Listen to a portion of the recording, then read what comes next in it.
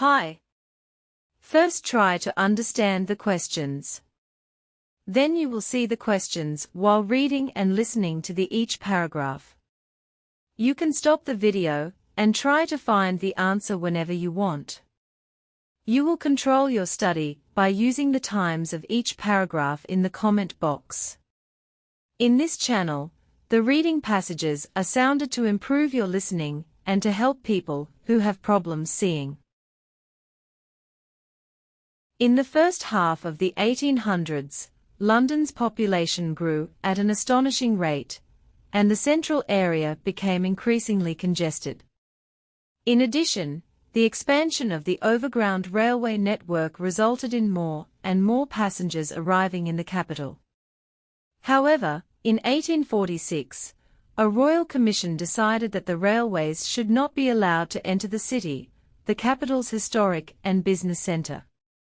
The result was that the overground railway stations formed a ring around the city. The area within consisted of poorly built, overcrowded slums, and the streets were full of horse-drawn traffic.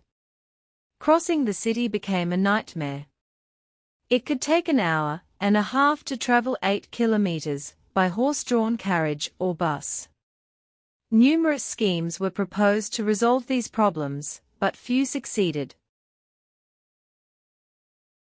Amongst the most vocal advocates for a solution to London's traffic problems was Charles Pearson, who worked as a solicitor for the City of London. He saw both social and economic advantages in building an underground railway that would link the overground railway stations together and clear London slums at the same time. His idea was to relocate the poor workers who lived in the inner-city slums to newly constructed suburbs, and to provide cheap rail travel for them to get to work.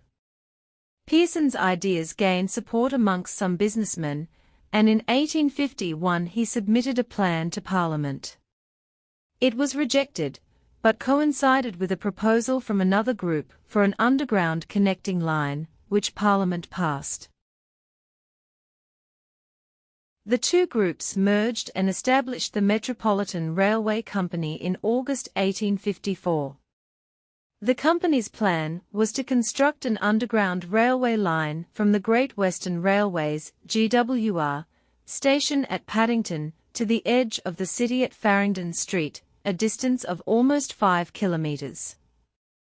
The organization had difficulty in raising the funding for such a radical and expensive scheme, not least because of the critical articles printed by the press. Objectors argued that the tunnels would collapse under the weight of traffic overhead, buildings would be shaken, and passengers would be poisoned by the emissions from the train engines. However, Pearson and his partners persisted.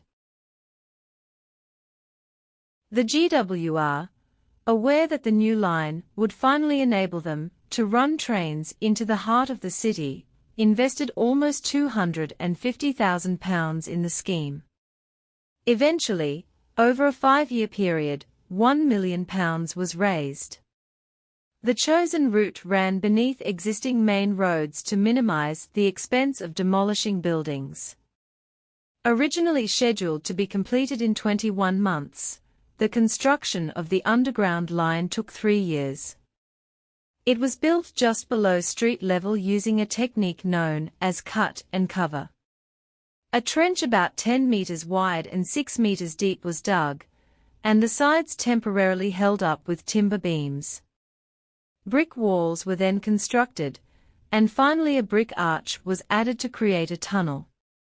A 2-meter deep layer of soil was laid on top of the tunnel and the road above rebuilt. The Metropolitan Line, which opened on the 10th of January 1863, was the world's first underground railway. On its first day, almost 40,000 passengers were carried between Paddington and Farringdon, the journey taking about 18 minutes. By the end of the Metropolitan's first year of operation, 9.5 million journeys had been made. Even as the Metropolitan began operation, the first extensions to the line were being authorized. These were built over the next 5 years, reaching Moorgate in the east of London and Hammersmith in the west. The original plan was to pull the trains with steam locomotives, using firebricks in the boilers to provide steam, but these engines were never introduced. Instead, the line used specially designed locomotives that were fitted with water tanks in which steam could be condensed. However, smoke and fumes remained a problem, even though ventilation shafts were added to the tunnels. Despite the extension of the Underground Railway, by the 1880s, congestion on London's streets had become worse. The problem was partly that the existing underground lines formed a circuit around the centre of London and extended to the suburbs, but did not cross the capital centre. The cut-and-cover method of construction was not an option in this part of the capital. The only alternative was to tunnel deep underground. Although the technology to create these tunnels existed, steam locomotives could not be used in such a confined space. It wasn't until the development of a reliable electric motor, and a means of transferring power from the generator to a moving train, that the world's first deep-level electric railway, the City and South London, became possible. The line opened in 1890, and ran from the city to Stockwell, south of the River Thames. The trains were made up of 3 carriages and driven by electric engines. The carriages were narrow and had tiny windows just below the roof, because it was thought that passengers would not want to look out at the tunnel walls. The line was not without its problems, mainly caused by an unreliable power supply. Although the City and South London Railway was a great technical achievement, it did not make a profit. Then, in 1900, the Central London Railway, known as the Twopenny Tube, began operation using new electric locomotives. It was very popular, and soon afterwards new railways and extensions were added to the growing tube network. By 1907, the heart of today's underground system was in place.